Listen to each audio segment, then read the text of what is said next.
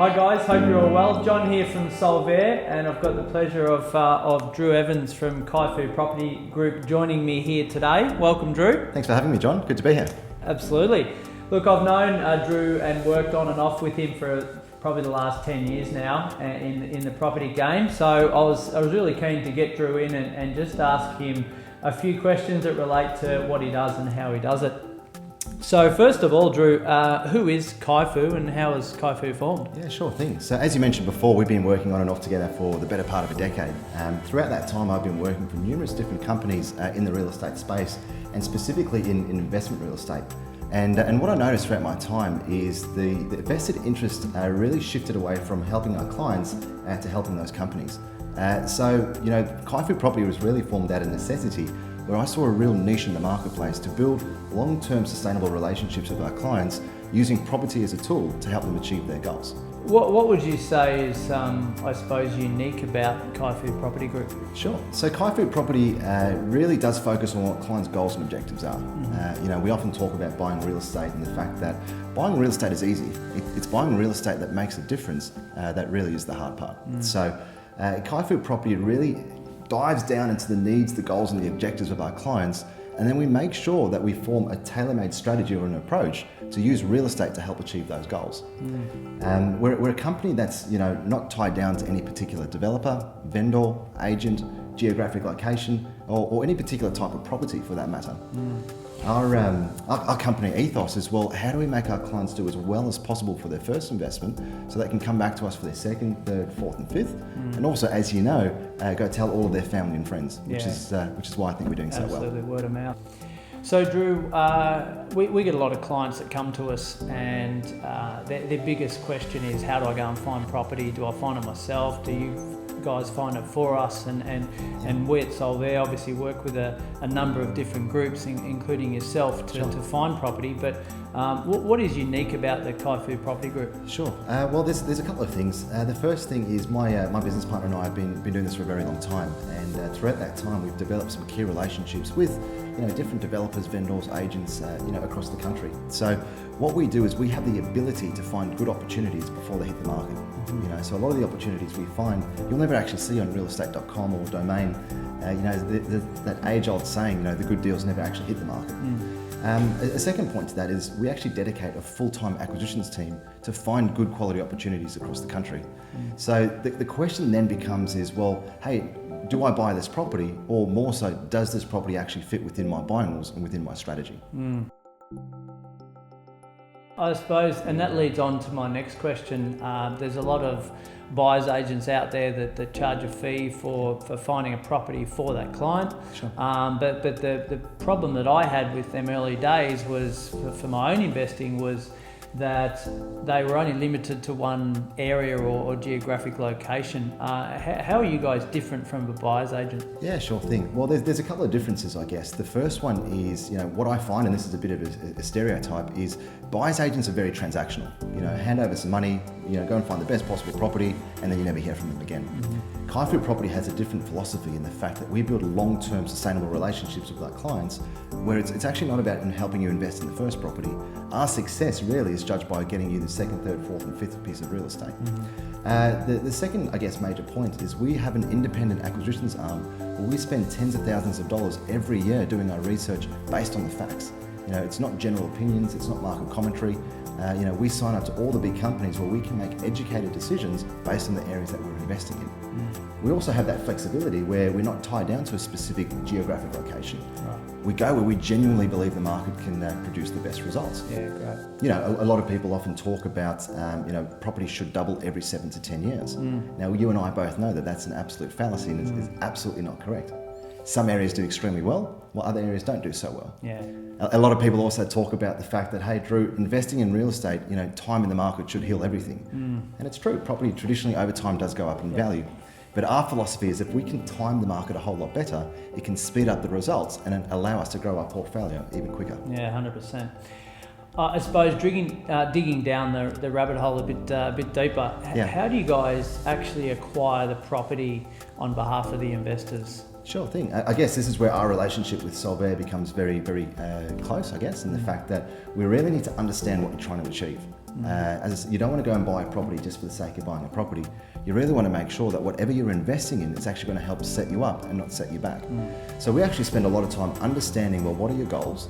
What are your actual objectives? And what can you do from a finance perspective? You know, and we work within that. The last thing you want to be doing is building a portfolio whilst putting yourself under any financial sort of strain. So once we get the brief from yourself and your team, we then actually give the brief to our acquisitions team to make sure that these opportunities that we send through to you actually are in line with what you're wanting to achieve. So I suppose a frustration that some of our clients have, and I've definitely found this myself, is if I go to one real estate agent, they're not going to tell me about a deal that's listed with another agent.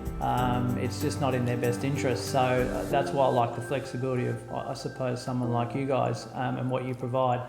And same in the finance sector is if I go to a bank like Westpac, for example, and ask for their best loan, they're not going to tell me, no, there's a better one up the road at ANZ, so you should go and choose that. So that's where I like that transparency. Sure, and it's a very good metaphor actually, the way you look at finance brokers, how they represent a numerous different array of lenders. I guess we do the same to some respect in regards to different property opportunities. Where it's a little bit different is because we've got over a decade worth of experience and have helped clients invest in over $1 billion worth of real estate, is we actually bring these opportunities to you. You know, so we go into an area and we know exactly what the area is doing from a fundamental point of view.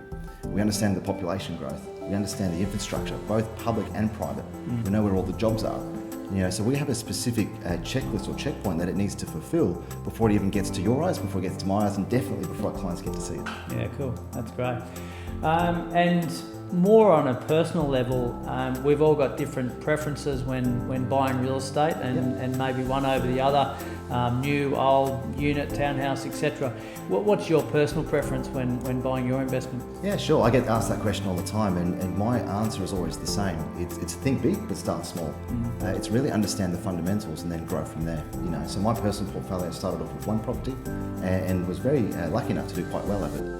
Use the equity from that to get bigger and bigger and bigger. But the key to my investing is understand the numbers, learn how you're making your money before you get into the deal, and then rely on different market forces to push the value of your property upwards. We talk about creating instant equity. We talk about the mechanical momentum that you can do. And we also talk about market maturity. So I make sure that any investment opportunity I'm looking at has those three key fundamentals before investing in that piece of real estate. Yeah, great. Because I often have clients come to us at Solvair and say, well, my accountant told me to go and buy a property, right? So it's very loose and open as to where that property is going to be, what type of property it is, etc., just for the sake of saving some tax. Yeah, well, every client's different, John, which you can attest to, but the theme, I guess, that we hear a lot is, hey, let's go and buy an investment property to reduce our tax. And the honest truth is, nobody should be buying investment real estate to reduce their tax if that's the only reason. Sure, saving taxes is a benefit to investing, but the way that our research and I guess the way that our brains work through the company is we want to be investing in real estate to actually create money, to create wealth. And Drew, I suppose a final question for you, and I'm sure a few of the listeners are wanting to ask this question themselves, is right now, 2017, where are the hotspots around the market? Yeah, it's a good question. We get that all the time, John. So I think 2017 is going to be a very interesting year. We've seen APRA obviously come in with a lot of changes in regards to finance restrictions. You know, people that shouldn't be borrowing money probably can't borrow money anymore, which I think is going to have a huge impact. We're starting to see it happen in Sydney and Melbourne at the moment, where I believe that we're at the top of the cycle. So I don't think that we're going to have a crash. We're definitely going to have a sort of correction. But for us, we're staying well away from those markets. I think there's better value buying opportunities in different markets. Those markets we see good value buying in is certain pockets of Brisbane. Now, Brisbane as a whole, you can't really stereotype that as a good market. You know, in the unit space, there's definitely huge amounts of oversupply. Even though there's significant government spending on infrastructure within the Brisbane CBD, I still don't think the market timing to be investing close to the CBD is quite there. But definitely in your sort of 10 to 15k radius, there's some great value buying opportunities in Brisbane, and even so, sort of 15 to 35k's out. We also see a lot of good opportunities in Newcastle, actually. Newcastle's had a great run over the last 3 to 4 years, but again, you need to be very specific about where you're investing in that marketplace. We see a lot of good value buying in the Gold Coast, actually. Now, it's very important when you talk about the Gold Coast is we are not referring to the unit market. The unit market, in our opinion, is completely oversupplied still, overpriced, huge vacancy and too reliant, on that holiday rental or tourism market. But when you start looking at the land space, it's phenomenally undersupplied. And a lot of people don't realise this. In fact, we've had clients that have got in there over the last 6 to 8 months that have done tremendously well. And we're lucky enough, it hasn't really hit the mainstream media yet. Yeah. One thing you've got to be careful of though is the Commonwealth Games. I think there's a lot of emphasis put on the impact of the Commonwealth Games, but we need to realise, John, that it's only going for 2 weeks. Yeah. So I wouldn't be making huge investment decisions based on a 2-week period. No, fair enough. And look, going back to the Brisbane market, I personally look at it from an investment point of view and think, if I'm buying 20 Ks from Sydney CBD or Melbourne CBD, I'm probably now having to pay somewhere close to $1.5 million for a house with some land. I can get into Brisbane 15 Ks from the CBD for what, 600K? Yeah, and a little bit less. I guess the value we see as well in the Brisbane market is the rental yield is still there, in the fact that you still can achieve your 5.5% rental yield.